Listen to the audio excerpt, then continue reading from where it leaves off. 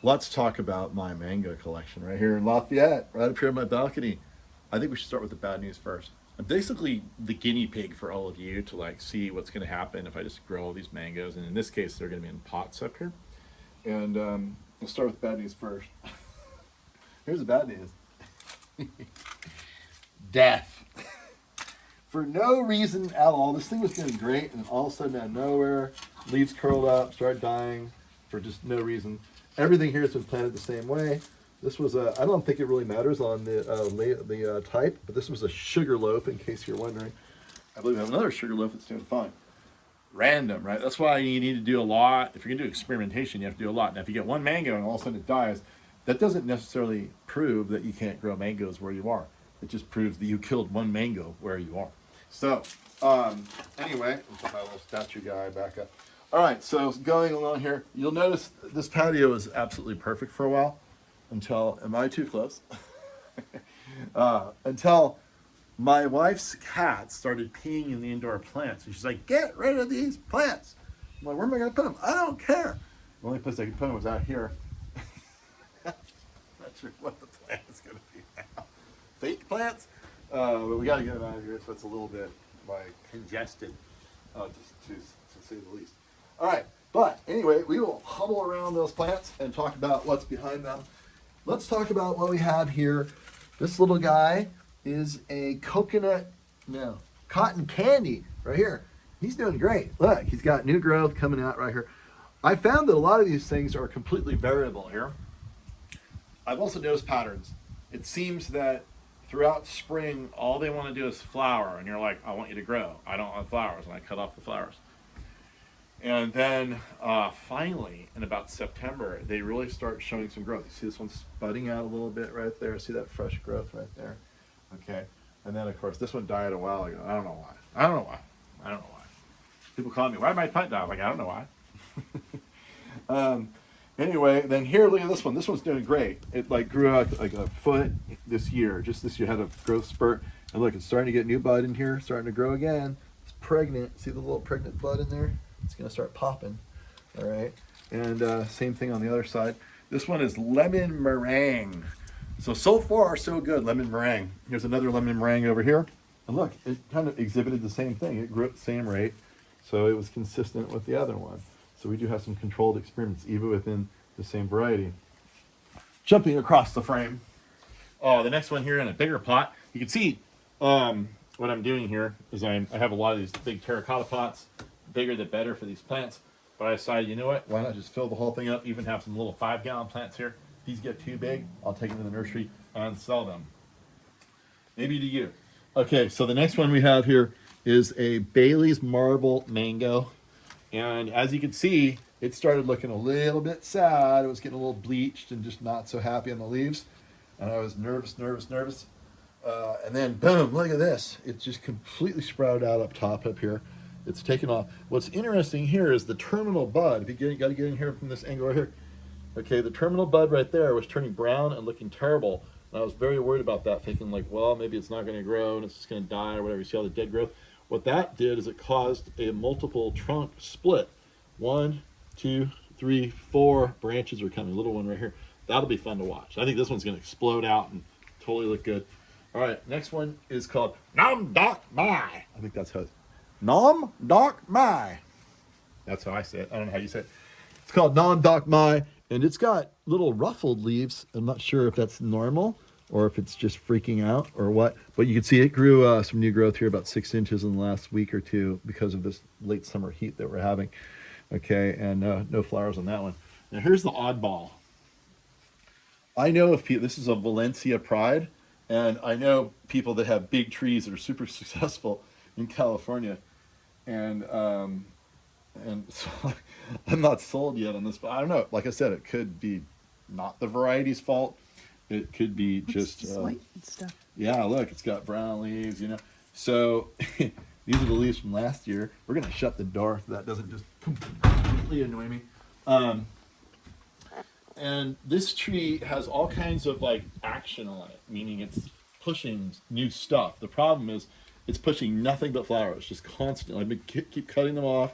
It just wants to set fruit, flower, and I'm like, no, don't do that. I want leaves. I want all the energy to go to the leaves. So now I'm hoping we're at that time of year where all the other mangoes are waking up with their growth. So I'm hoping this guy's going to wake up. There are some buds forming along here, and but a lot of the times when I see these buds coming out, they end up being flowers and not leaves. I think that's a new leaf push right there. There's a little leaf push right here. There's a little leaf push over here, but you can see there's all these little flowers I've had to contend with. So this was my prettiest one, like last fall. So I don't know. We'll see. That's why we're experimenting. We might learn some things here. So then you've got this one down here. This one's Lemon Zest, and this is a really beautiful one. It's got about a foot of new growth on it just from this season. It's looking really good. You can notice that the old growth is dark green. The new growth is lighter green. It's going to take a while for the new growth to really dark green up. But I love the color of the foliage in these things. Look at the overall effect in here. It's really pretty. It's like lush and gorgeous looking from the window inside here. Okay, next one up is the Keat. This one's been grown in California for many years. This one grew up and it sent up this spike right here, which ended up being a flower spike. Sometimes the flower spikes will have little leaves on them, and I really don't know much about what you're supposed to do with that.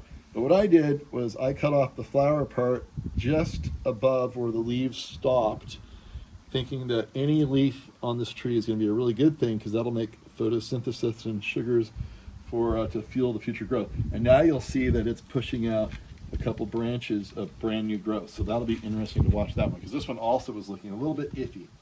All right, and then this one over here, Lemon Zest. I believe did we already talk about one of those? Yeah, we did. Okay, well, this one's doing great. It's got a little branch down here. It's sent up 6 inches of growth. Looks like it's starting to form a new bud.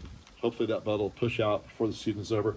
I did notice up here that once these things got some growing momentum toward the end of the summer, they kept growing all the way through January. It's like they just kept pushing because there's a lot of warmth against these walls here. We face south, and so the warmth really gets captured up here. That might be part of it. Here's an interesting one here I know nothing about other than it has a really interesting name called Pinshing Mum.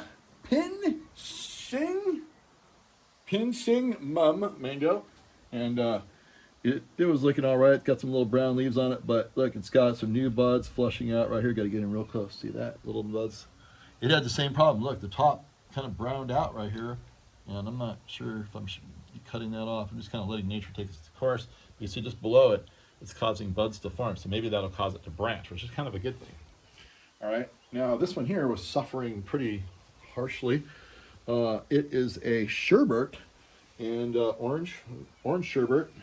I've been told that this one's not supposed to do well in California, so this will be an interesting thing if we can prove that wrong. We have a plant that looks like it's just been like, not that happy, but look, boom, sending out new growth. So I'll have to do another little video in a few weeks to see how that all flushes out. Next one up is another orange sherbet. Look, it's kind of doing the same thing. Leaves are in a little bit better condition, but it's on the same time schedule as this one here. It's just sending out some new foliage. This one over here suffered the most, other than the one that died. This one's just been struggling for a long time. And it just could be the plant. It could be, so this is Pina Colada. And I don't necessarily think it's the variety, the fault of the variety. It's just probably just a random, whatever, like a runt, you know? But it's coming out of it. Look, there's a big new sprout here. There's one here. And so we're going to wait and see what happens to that. But I have high hopes of recovery. And then this one here, the next one up is which one is that? That's a Keat mango. That's been in California for a long time. And I've got some new sprouts here. And look at this is just opened up.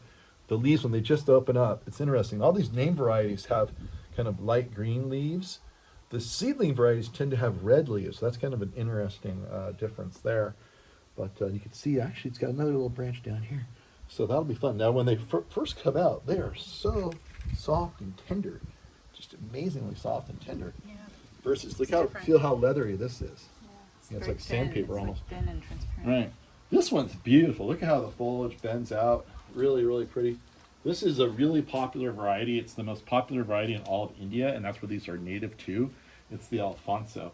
And I think there is actually some religious affiliation to this particular variety there, because I have Indian people calling me up all the time, literally jonesing for Alfonso. Like what do you want? That's the only one they want. I'm like, it seems like there's a lot of good mangoes. But anyway, so here's my Alfonso. It's doing pretty well, looking great. I'll have to look into the why they are so obsessed by that particular one. Must be just a really good mango. I think I've never met a mango I didn't like, truthfully. Even all the seedlings. Here's a Kerry mango right here. This is known to be a dwarf. So as far as mangoes go, and yeah, that's that one's doing well. It's got some new growth. Now here's one that's like been befuddling me with a capital B, and it's also a Kerry. It's had lots of action on it. It's been sending up all these flowers. Again, it's flowering like crazy, and it is just not really, I'm not seeing any buds whatsoever on it. So there's some more flowers that are kicking in, like a little mango's trying to form right there. I'm gonna try to cut you off, brother. See that one right there? I'm gonna cut you off. You're not invited to the party. There, gone. There's another one in there. Anyway, I'll have to get in there with my reading glasses, seeing that my eyes are shot after 56 years of walking around. Gotta buy those reading glasses. Dollar store, it's where you get them, if you're wondering. If you're just about to turn 45 and that happens to you, dollar store. Which is a misnomer now because they're $1.25. Anyway, here's a Glen Mango doing great. Glen Mango is supposed to be like maybe like slightly more cold hardy, rumors, and really good for California. So far so good. It's living up to its reputation. And look at this one. This is also a Glen, and it's super big. This is probably the most vigorous, smaller one I have. It grew like that much, like in no time at all, and it's starting to form another fat, pregnant bud in there. So we'll see if it pushes again this season. Okay, next up is a nice, compact, beautiful leaf variety. That's Pina Colada. I think we might have talked about that earlier, or maybe we didn't. Can't remember. But it's doing really well. It's got a nice, look how dense the foliage is. Really pretty. All these trees, just like avocados or anything else, they all have different characteristics of their form. So it's not just the type of mangoes they produce. The form is going to be different. Whether it be darker foliage, lighter foliage, whatever it may be, more aggressive growth, bigger leaves, smaller leaves, more narrow leaves, curvy leaves, whatever it is. But this one is, you see a bunch of new growth happening right here. This little bit of growth, like in another few weeks, might be like 6-8 inches higher, fully flushed out. So it's really fun to watch. When these things send out their new growth, it's so much fun to keep watching all your plants. Here's a nice one. Look at this one. Look how healthy that is. It grew like 1.5 feet, like super quick, all new this season. And that's Bailey's Marble. So don't we have a Bailey's Marble that's not doing well over there? I think No. No, we don't. I don't think so. Well, anyway, Bailey's Marble is doing great over here. This is known for being a dwarf also, I think. And then over here, we have this guy here, which is a Alfonso again. And again, Alfonso's doing really well. Looks like Alfonso has really long leaves. That's what I noticed about the other one over there. And then the last one we have here, let's see, I saw a little fruit growing on this one. This is called Buttercream. So that sounds like a really good name. And it looks like the fruit was right up here. I don't know what happened to it. But, oh my God. Oh, look! Look at that! I haven't been out here in a while. It was like half that size a few weeks ago. I'm just kidding. But, you know, my daughter gave me this. She said it was from a farmer's market. She said it was California grown. It's also the biggest mango I've ever had in my life. We're going to weigh it to see what it weighs in at. And we're going to give it a quick try over here. Come on, let's go. Let's have a little mango party. Hopefully this will be happening out here someday. I will be out here picking mangoes. I doubt they'll be this big. But here I am with my weighing machine. Now, as you'll notice, this is the largest avocado that I know of that you can grow in California. And I recently patented it. I'm going to let you know more about that later. I'm going to do a big release soon, so watch out for this big thing. This thing is amazing. And as you'll see, a typical Hass avocado weighs in at about 8 ounces, half a pound. Let's see what this avocado weighs in at. And that's right at 2 pounds. I've seen this one here be as much as 3 pounds, as many as 6 regular sized Hass avocados. Really good. But I want to give you a comparison. 2-pound avocado, and look how much bigger the mango is than the biggest avocado that I know you can grow in California. And I'll tell you what that is in a few weeks. But here is the mango. Let's go for the big moment. Anybody want to guess? Anybody want to guess? 3.5. Oh, what is it? No. Oh, okay, it's 2 2.75, so it beats the avocado by 3/4 of a pound. All right, now we know how much it weighs. I want you guys to show me a mango, send me pictures, whatever. If you have a mango that weighs more than 2.75 pounds, I want to see it, because that would be quite amazing. This thing has so much meat. It's like a big watermelon. All right, let's see what we got in here. Oh boy. Oh boy. That's a lot of meat. A lot of meat in there. It's like filleting a giant salmon up in Alaska, which I was fortunate enough to do on the beach after catching it this summer. Ooh, look at the color. Look at the color. Beautiful color. Smells really good. Smells like a mango. Looks like a mango. Cuts like a mango. We'll see if it tastes like a mango. Looks like it's got a lot of fiber, which is not the greatest, but you know, like I said, I've never had a mango that I've thrown out. I've always been delighted with every mango I've ever experienced, even the ones picked off the trees in Central America that are no-namers. Looks like I might have been a day late. These are a little bit sloppy here. In fact, it's gonna be really sloppy once I start eating it, so be prepared. So there it is, right? It's not all holding together. Like I said, it's a little sloppy. Let me give it a shot. Oh my goodness. The flavor is amazing on that. It slightly has a little bit of acid in it, which is kind of fun.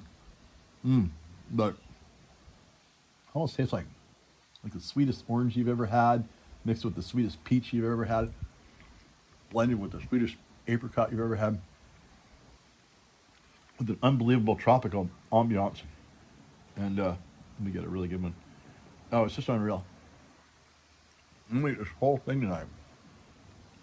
I haven't had breakfast. I haven't had dinner. Well, no, I've had lunch. No breakfast. I think for dinner, I'm just gonna eat this thing. Look how sloppy it is.